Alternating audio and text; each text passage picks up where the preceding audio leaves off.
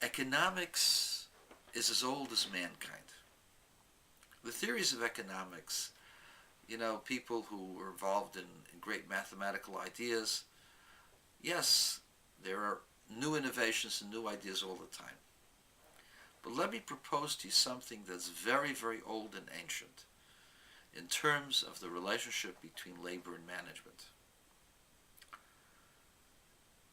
What we commonly call labor in Jewish law is called a hired person, a daily or hourly worker. The difference between an hourly worker and someone who's a craftsman is that the hourly worker has no interest in the job getting done at the right time or getting done right at all. He just cares about his wage. That's a very, very terrible way of hiring people. That's number one. Number two, the relationship between the owner and management and labor is very divided. The owner puts his money in. Management puts their brains in. Labor puts their brawn in. Each one of them thinks that they deserve as much as they could possibly get. In truth, they should be looking at each other not as adversaries, but as partners. And so what kind of partnership existed in the old Talmudic times that we could use today to understand what's going on with labor? And this is the concept that I've shared with you before, the concept of a sharecropper. Mr. A, Reuven, owns a piece of land. He can't work the land. It's too much for him. Either he's got his own land to take care of, or he's too old and feeble and can't take care of the land, or he doesn't know anything about it, about agriculture and animal husbandry. And so he hires a sharecropper. The sharecropper puts in his work.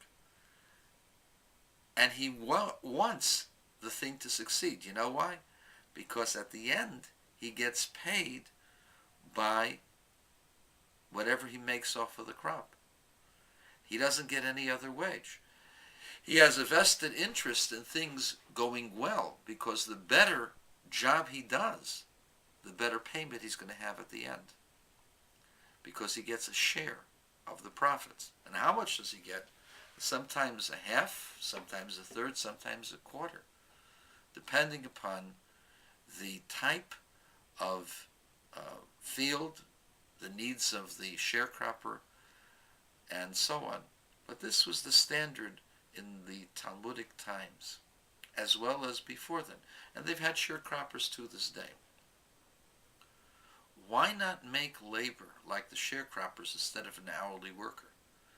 The sharecropper has a vested interest in the company doing well, because by doing well and by putting a good day's work in and making sure that everything is right, he gets paid better at the end.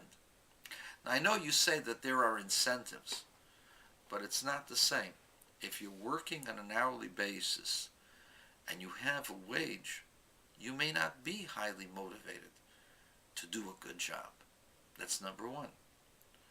And number two, if you don't have a portion in the profits, then you resent the people making the profits, and you have your adversarial relationship.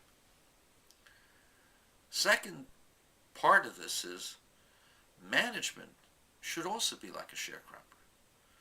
Management should not be separated from labor. Of course you have to have a manager. The manager's got to be hired by the CEOs, by the people, or by the people who own the company. But management and labor should not be so diverse, so separated, that their contracts are different. In my opinion, labor, the workers, should ratify all the contracts for management and upper management.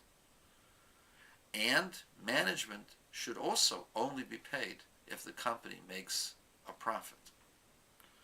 What I am suggesting is a new contract, a new social contract between the investor, management, and labor.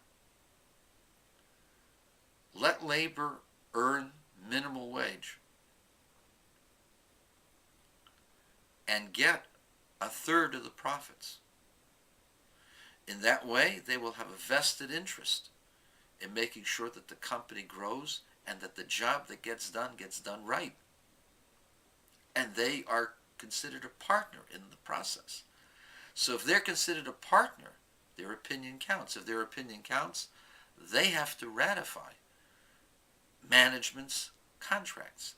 And when you have labor ratifying management's contracts, then management will not be paid 100 and 200 times the average worker, or in the case of General Motors, 300-400 times the average worker.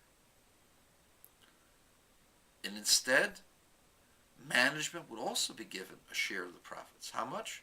I say a sixth. That makes labor and management half of the owners, the investors the other half of the owners. Labor should be given minimal salary, and management should be given small stipends as well.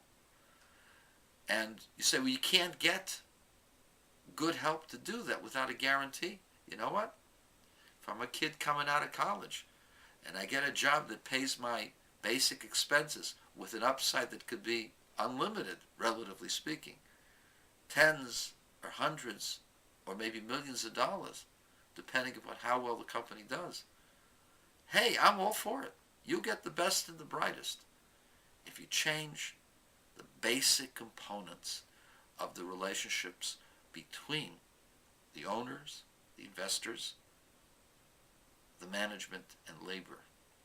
We have to go from the hourly worker who couldn't care less, or the management that will have a private jet going back and forth to whichever exotic place, and the companies, while the companies in Chapter 11, like with Kmart, get a different kind of relationship where everybody cares that each of us will do well. If labor does well and management does well, the investor does well, and vice versa. It's a cooperative. It's no longer adversarial.